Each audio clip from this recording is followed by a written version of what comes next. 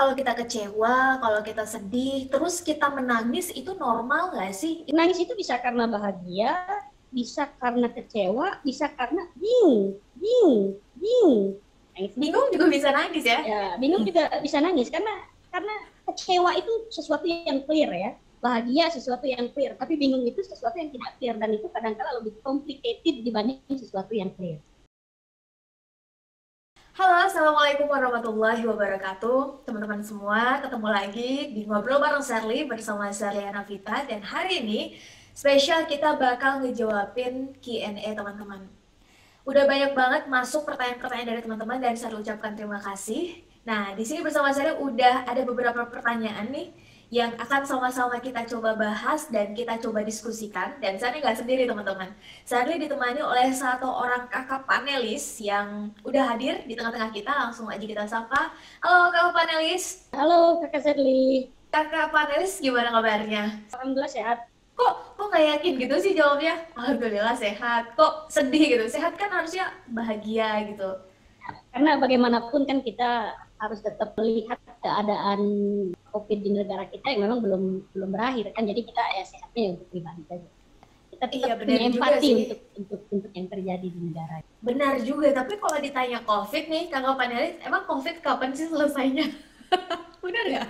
COVID itu akan selesai ketika mereka mengatakan selesai. Seperti itu. Ketika mereka mengatakan soal bahwa ini diskusi kita belum mulai, kita udah diskusi mereka ini siapa. Tapi menarik untuk melatih simpati dan empati kita perlu melihat kondisi sekitar gitu ya kakak panelis ya. Semoga kita dan juga teman-teman yang menonton video ini dalam keadaan sehat juga bahagia. Karena yang kata orang bijak nih kakak panelis, ketika suasana hati bahagia maka fisik juga akan sehat katanya sih gitu. Jadi kita doakan semoga teman-teman yang sedang menonton video ini juga dalam kondisi yang bahagia juga. Oke, kakak panelis, kita hari ini akan ngobrol-ngobrol nih. Teman-teman udah banyak ngirimin pertanyaan dan dari tim Sherly juga udah memfilter nih beberapa pertanyaan yang hari ini akan kita diskusikan. Nah, kita langsung aja ya kakak panelis ya. Kita mulai dari pertanyaan yang paling sering dan yang paling banyak masuk nih kakak panelis. Kak, sebetulnya kalau kita kecewa, kalau kita sedih, terus kita menangis itu normal nggak sih? Itu aib nggak sih? Karena kayaknya ada momen dimana kita juga pengen ngeluapin emosi lewat tangisan. Kakak panelis pernah nangis nggak sih? Kalau sedang kecewa atau kalau sedang sedih? Nangis pastilah pernah lah ya. Nangis itu kan sesuatu yang alami, manusiawi, dan perwujudan dari ekspresi emosi. Hanya saja mungkin nangisnya itu karena apa dulu. Nah, kalau karena kekecewaan, saya coba harus berpikir agak mendalam nih. Apakah saya pernah gara-gara kecewa saya menangis? Tapi Sherly penasaran kalau bukan karena kecewa atau karena sedih, emang nangis karena apa kakak panelis? Nangis itu bisa karena bahagia, bisa karena kecewa, bisa karena bingung. Bingung juga bisa nangis ya? Ya, bingung juga bisa nangis karena kecewa itu sesuatu yang clear ya. Bahagia sesuatu yang clear, tapi bingung itu sesuatu yang tidak clear dan itu kadang-kala lebih complicated dibanding sesuatu yang clear. Karena kita kebingungan untuk meresponnya seperti apa. Saya sepakat kakak panelis karena ketika kita udah tahu nih kita mau merespon kayak gimana, entah itu responnya adalah yang terbaik atau mungkin yang paling bijak atau mungkin nggak bijak, setidaknya itu udah kita luapkan, baik itu dalam bentuk kata-kata, tindakan, itu setidaknya udah kita luapkan. Tapi ketika kita nggak tahu kan kita mendamkan ya. Siapa sih kita manusia yang nggak pernah nangis? Ya nggak? Justru kalau kita nggak pernah nangis ya dipertanyakan, kita manusia apa enggak? Benar ya kakak panelis dan teman-teman semua? Ada baiknya juga kan kita memahami nih kakak panelis bahwa sebetulnya gagal dalam percobaan itu sesuatu yang biasa dalam kehidupan kita sehari-hari. Mungkin teman-teman yang ada di sini atau bahkan Sherly sendiri atau mungkin kakak panelis sendiri saat kita gagal, saat kita kecewa, sedih karena hasil yang gak optimal itu juga bukan sesuatu yang tercela, itu adalah hak kita. Dan termasuk pertanyaan kawan kita tadi menangis karena kecewa itu juga nggak selamanya menjadi sesuatu yang dianggap cengeng karena hampir semua orang pasti pernah mengalami periode seperti itu. Tapi justru ketika kita berlama-lama pada emosi yang kayak begitu dan tidak segera menemukan solusinya, justru ini yang jadi masalah karena kita bakal berkutat di situ-situ terus, benar ya? Betul. Jadi pertama kita sepakat dulu bahwa tidak ada yang salah dengan ekspresi menangis, karena tiap-tiap orang tentu punya masing-masing ekspresi yang dia terbiasa atau yang dia bisa. Ada yang mungkin berekspresinya itu dengan cara dia bekerja lebih sering karena itu melampiaskan energinya, ada yang lewat menangis karena itu melampiaskan perasaannya. Tapi terlepas dari apapun itu, yang perlu kita perhatikan itu ketika kita kecewa, hal yang pertama yang harus kita perhatikan itu bagaimana atau cara apa yang kita pilih untuk meluapkan kekecewaan itu. Jadi jangan sampai kekecewaan kita ekspresikan dengan cara-cara yang merugikan orang lain dan merugikan diri sendiri. Tadi menangis itu tidak termasuk kategori merugikan diri sendiri karena itu merilis problem. Jadi merilis problem yang ada di pikiran kita, merilis beban yang ada di dalam benak kita keluarkan lewat ekspresi tangisan, dan itu tidak ada yang salah. Terus yang kedua, tindak lanjutnya seperti apa? Kita harus berpikir setelah nangis ini terus apa? Jadi itu harus benar-benar kita perhatikan agar tidak berhenti hanya sekedar di tangisan saja. Itu. Terus kalau ada teman-teman atau lingkungan sekitar kita yang bilang bahwa kalau kita menangis nih kita dianggap cengeng, itu gimana tuh? Apakah karena ada stereotip dari masyarakat yang menganggap bahwa menangis itu adalah cengeng atau gimana? Secara tampilan luar mungkin menangis itu bisa dikatakan cengeng, tapi tidak bisa dikatakan sesuatu yang melanggar. Jadi sesuatu yang orang boleh mengatakan cengeng, dan itu hal yang normal, itu hak tiap orang gitu. Tapi yang penting kita tidak membahayakan orang lain, kita tidak merugikan orang lain gitu. Karena jauh lebih baik orang yang ekspresif. Kalau saya sendiri punya prinsip jauh lebih baik orang yang ekspresif, dia menunjukkan tangisannya, bahagianya gitu, daripada orang yang memendam dan kita tidak tahu apa sebetulnya yang dia rasa, sehingga itu rawan jadi kesalahpahaman. Kalau dia sedang bahagia ya dia akan tersenyum, kalau dia benar-benar tidak bisa menahan kesedihannya dia akan menangis. Oke, clear. Jadi kita tahu tindak lanjutnya seperti apa, daripada orang yang terus memendam yang akhirnya kita berpikir dia baik-baik saja, padahal dia memendam, dan pada akhirnya itu jadi problem yang makin menumpuk dan bisa jadi nanti tidak sehat secara psikis untuk orang tersebut dan orang di lingkungan orang. Ya, saya sepakat. Dan sebetulnya ini nggak cuma menangis ya, kakak panelis ya. Proses atau melampiaskan emosi kita itu nggak cuma dengan nangis. Mungkin karena contohnya tadi ditanya oleh teman-teman adalah menangis. Bisa jadi misalnya kita dengan berteriak, bisa jadi misalnya kita butuh untuk ambil me time dulu, take me time dulu, terus teman-teman jalan-jalan, atau mungkin butuh untuk olahraga dulu, makan yang banyak, atau nggak jarang juga ada orang yang ketika punya masalah nih butuh untuk diceritakan, butuh untuk ngerilis dulu masalahnya, ngerilis dulu energi-energi negatif itu harus dilepas dulu. Jadi dalam konteks ini nggak cuma menangis ya, kakak panelis ya. Lebih baik ketika kita punya ekspresi perasaan tertentu itu kalau memang kita sudah tidak bisa lagi menghandle secara pribadi, ya sudah kita ceritakan ke orang yang kita percaya, atau kita luapkan di dalam tangisan kita, atau kita curhat kepada Tuhan. Ya, ada banyak macam cara untuk kita merilis apa yang jadi beban kita. Baru setelah kita rilis, itu apa yang ada di internal kita mungkin akan lebih netral. Dan ketika sudah netral, kita akan punya pemikiran yang lebih jernih dan punya lebih logis gitu ya, kakak panelis. Ya, lebih logis untuk besoknya memutuskan untuk memulai kembali. Oke, saya akan mulai merespon ini dengan tindakan daripada kita terus berusaha mencoba tegar padahal sebetulnya kita goyah, dan itu mempengaruhi kita berhari-hari atau berminggu-minggu gitu. Jauh lebih baik satu hari ya kita ekspresikan lewat nangis, lewat curhat ke teman terdekat, tapi besoknya kita sudah dengan ekspresi yang baru dan kesiapan mental yang baru. Itu kalau perasaan atau feeling tadi pada akhirnya harus dikontrol dengan logika, karena cara terbaik untuk mengontrol, untuk mengendalikan emosi atau feeling atau perasaan itu adalah dengan logika. Logika dan perasaan ini kan sebetulnya kayak minyak dan air ya kalau panelis ya, benar nggak? Saat kita memenangkan logika kita, sulit bagi kita untuk lihat sebetulnya perasaan kita kayak gimana. Bisa jadi kita suka sama satu hal, tapi karena keharusannya tidak mengambil demikian atau tidak memutuskan demikian, akhirnya kita tetap harus melakukan sesuatu sesuai dengan keseharusannya.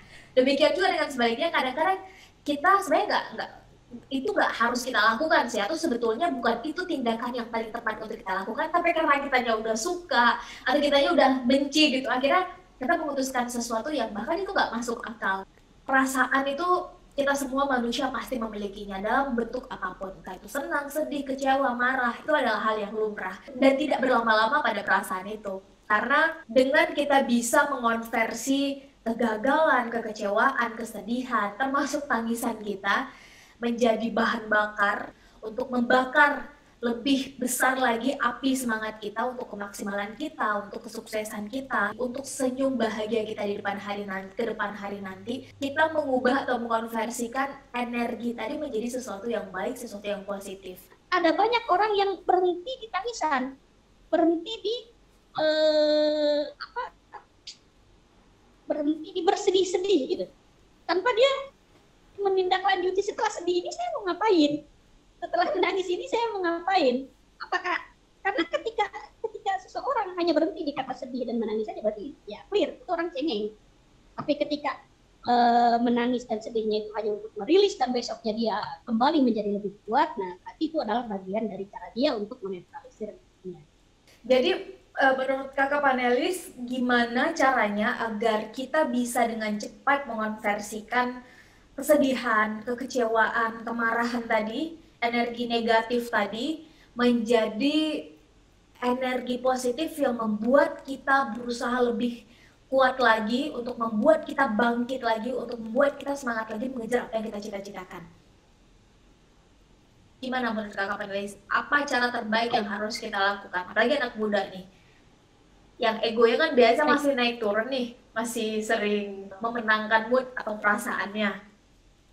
Baik, kita bisa mulai melihat dari sudut pandang kenapa seseorang hanya gara-gara satu hal misalkan bisa menangis. Berarti hal itu cukup dianggap penting oleh orang tersebut, atau cukup dianggap sesuatu hal yang mempengaruhi, yeah, sehingga membuat dia terbawa oleh suasana sedih, dan ketika sedihnya itu karena tidak disalah atau kemarahan atau kesalahan, sehingga dia lampiaskan lewat tangisan. Berarti kalau dia menindaklanjuti itu dengan benar, misalkan contoh, kenapa dia menangis? Karena misalkan nilainya kecil. Nah, berarti kalau nilainya besar, tangisan tadi bisa berubah menjadi apa? Senyuman, kebahagiaan. Nah, berarti tinggal kita kembalikan. Kalau gara-gara satu hal kita bisa menangis, berarti kita harus punya cukup semangat, cukup kemauan, cukup keinginan untuk merubah hasilnya menjadi lebih baik. Karena ketika hasilnya jadi lebih baik, berarti yang akan saya dapat itu secara emosional itu bukan lagi tangisan, tapi yang berkebalikan dengan tangisan dan kesedihan, yaitu senyuman dan kebahagiaan. Cukup dengan kita membayangkan bagaimana rasanya bahagia, bagaimana rasanya senyum ketika sedang bahagia, bagaimana rasanya sukses, bagaimana rasanya tidak mengecewakan orang-orang di lingkungan sekitar kita, keluarga kita. Cukup dengan kita berpikir dan membayangkan itu, seharusnya kita sudah punya cukup bahan bakar untuk segera memulai menata kembali. Oke, saya kemarin boleh gagal dan karena kegagalan itu saya menangis, tapi saya besok akan kembali bangkit dan lebih kuat. Karena saya tahu yang menunggu di sana itu ketika saya berhasil sukses, ada senyuman, ada kebahagiaan, dan ada kebanggaan yang bisa saya dapat. Itu Kak Seri. Saya sepakat banget, karena salah seorang mentor saya pernah bilang kurang lebih gini, kakak panelis dan teman-teman semuanya, mungkin bisa jadi cocok, mungkin bisa jadi nggak cocok ya dengan teman-teman, tapi setidaknya dengan Sally cocok, bahwa alasan seseorang bangkit atau punya motivasi besar dalam diri, ini ada 3 hal. Pertama adalah rasa sakit yang dia miliki, yang kedua adalah harapan yang dia lihat ke depan, dan yang ketiga adalah saat rasa yakinnya udah lebih tinggi dari rasa takutnya. Dan saat salah satunya adalah rasa sakit dalam bentuk apapun, entah nilainya jelek, entah mungkin ditinggalkan oleh orang yang dia sayangi, atau mungkin kehilangan orang tua, atau mungkin hal-hal lain yang membuat dia sakit hati, dan sakit hati itu kemudian diarahkan ke positif, karena pada akhirnya kan adalah tentang pilihan sikapnya setelah dia sakit hati itu mau kemana. Dan ini kan bebas nilai, mau diarahkan ke positif, mau diarahkan negatif, keputusan ada di tangan kita semua toh. Jadi bisa juga orang sakit hati terus jadi mendendam dan energi luar biasanya itu diarahkan ke yang negatif. Bisa juga ya, benar nggak kakak panelis?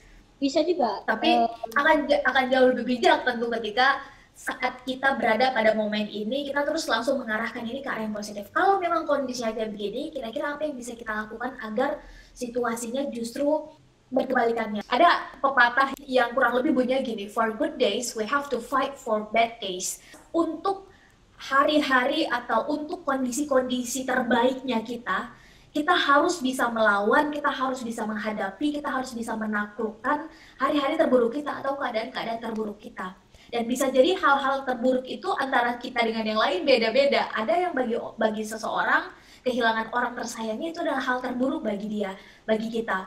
Ada yang ketika nilainya jelek itu adalah kondisi terburuk bagi kita. Kita punya definisi yang berbeda untuk hal yang menurut kita baik dan menurut orang lain baik. Tapi untuk melewati itu, untuk mendapatkan hari-hari terbaik kita, termasuk hal-hal sukses di kemudian hari, maka mau nggak mau hal-hal buruk itu harus kita lewati. Mau nggak mau rasa sakit, kecewa, marah, sedih, itu harus kita lewati, itu dengan baik. Dan ketika kita bicara tentang kegagalan salah satunya, karena kan Bob Sadino bilang bahwa 1 dari 5 hal yang paling kita khawatirkan kan adalah kegagalan, yang sering membuat anak muda sedih, yang sering membuat anak muda menangis, yang sering membuat anak muda akhirnya memutuskan untuk tidak mencoba lagi kan adalah kegagalan. Saat kegagalan ini kita anggap sebagai our bad days, ini adalah kondisi-kondisi terburuk, entah itu teman-teman yang sedang memulai usaha, atau teman-teman saat ini sedang ujian, masuk ke pendidikan yang lebih tinggi, atau teman-teman saat ini sedang mendaftar pekerjaan terus belum diterima, dan ketika gagal teman-teman menganggap ini hari-hari terburuk teman-teman, maka ingat aja teman-teman, dan sebetulnya ini juga saya diterapkan ke diri saya sendiri dan terus berlatih untuk bisa konsisten dalam hal ini, yaitu setiap orang punya jatah gagal yang masing-masing. Ayo kita habiskan jatah gagal kita sekarang. Oh, orang sukses nggak dilihat dari berapa banyak jumlah gagalnya. Orang sukses dilihat dari pilihan sikapnya saat gagal, memutuskan untuk menyerah atau bangkit.